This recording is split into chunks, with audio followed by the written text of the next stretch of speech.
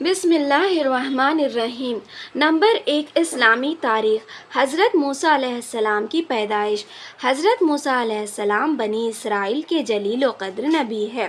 قرآن کریم میں 136 مرتبہ ان کا ذکر آیا ہے۔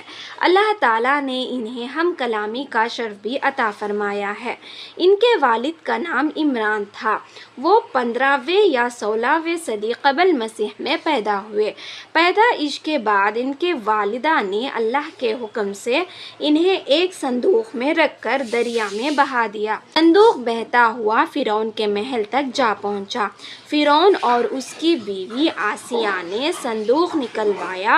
اللہ تعالیٰ نے اس معصوم بچے کی محبت آسیہ کے دل میں ڈال دی اور فرعون کو اس کی تربیت و پرورش کرنے اور بیٹا بنانے پر مجبور کر دیا۔ اس طرح غیبی طور پر ایک شہزادے کی طرح شاہی محل میں حضرت موسیٰ علیہ السلام کی پرورش ہوئی۔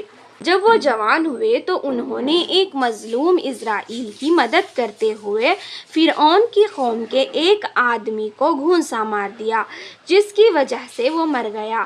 حضرت موسیٰ علیہ السلام اپنی جان کے خوف سے مصر چھوڑ کر مدین چلے گئے اور وہاں حضرت شعیب علیہ السلام سے ملاقات ہوئی تو انہوں نے حضرت موسیٰ علیہ السلام کی امانت داری کو دیکھ کر اپنی بیٹی صفورہ سے نکاح کر دیا۔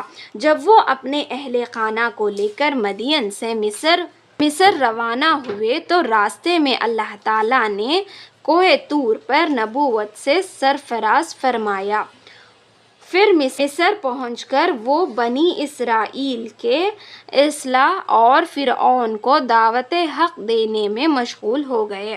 نمبر 2، حضور صلی اللہ علیہ وسلم کا معجزہ۔ حضور صلی اللہ علیہ وسلم کا آگے پیچھے دیکھنا۔ رسول اللہ صلی اللہ علیہ وسلم نے فرمایا، تمہارا کیا خیال ہے کہ میں صرف سامنے ہی دیکھتا ہوں؟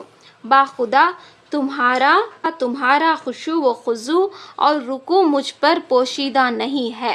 بلا شبہ میں اپنی پیٹھ کے پیچھے بھی تم کو دیکھتا ہوں۔ نمبر 3، ایک فرض کے بارے میں۔ ہمیشہ سچ بولو۔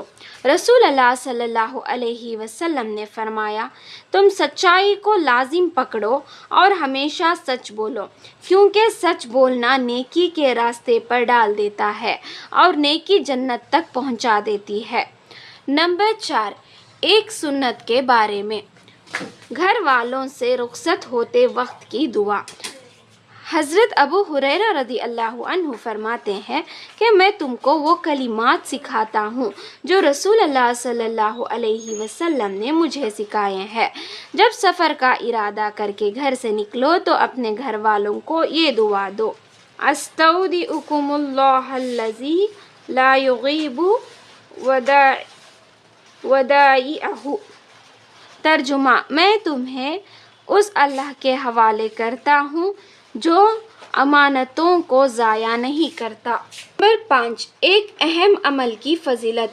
قرآن شریف پڑھنے کی کوشش کرنا۔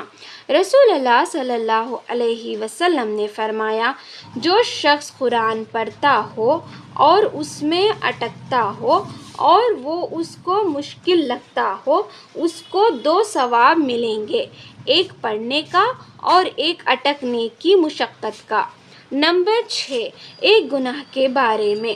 یتیموں کا مال مت کھاؤ۔ قرآن میں اللہ تعالیٰ فرماتا ہے، یتیموں کے مال ان کو دیتے رہا کرو اور پاک مال کو ناپاک مال سے نہ بدلو، اور ان کا مال اپنے مالوں کے ساتھ ملا کر مت کھاؤ، ایسا کرنا یقیناً بہت بڑا گناہ ہے۔ نمبر 7، دنیا کے بارے میں۔ صرف دنیا کی نعمت مت مانگو۔ قرآن میں اللہ تعالیٰ فرماتا ہے، جو شخص اپنے اعمال کے بدلے میں صرف دنیا کے انعام کی خواہش رکھتا ہے تو یہ اس کی نادانی ہے کہ اسے معلوم نہیں کہ اللہ تعالیٰ کے یہاں دنیا اور آخرت دونوں کا انعام موجود ہے۔ لہٰذا اللہ سے دنیا اور آخرت دونوں کی نعمتیں مانگو۔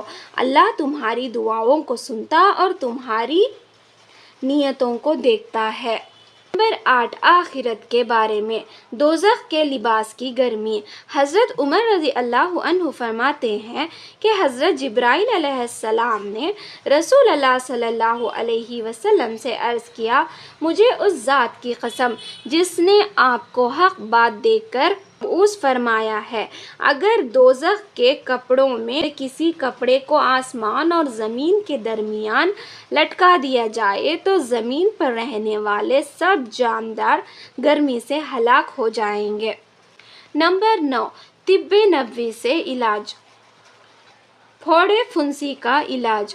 آپ صلی اللہ علیہ وسلم کی بیویوں میں سے ایک بیوی بیان فرماتی ہیں کہ ایک دن رسول اللہ صلی اللہ علیہ وسلم میرے پاس تشریف لائے اور دریافت فرمایا، کیا تمہارے پاس زریرہ ہے؟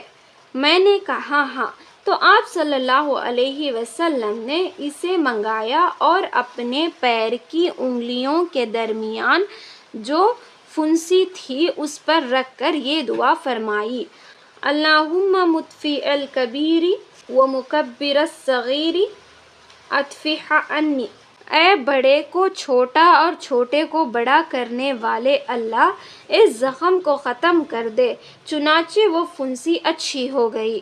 نمبر 10 نبی صلی اللہ علیہ وسلم کی نصیحت۔ رسول اللہ صلی اللہ علیہ وسلم نے فرمایا، جمعہ کا دن مسلمانوں کے لیے عید کا دن ہے، بس جو جمعہ کے لیے نکلے وہ غسل کر لے، اگر اپنے پاس خوشبو ہو تو لگا لے اور مسواک کو ہر حال میں لازم پکڑو۔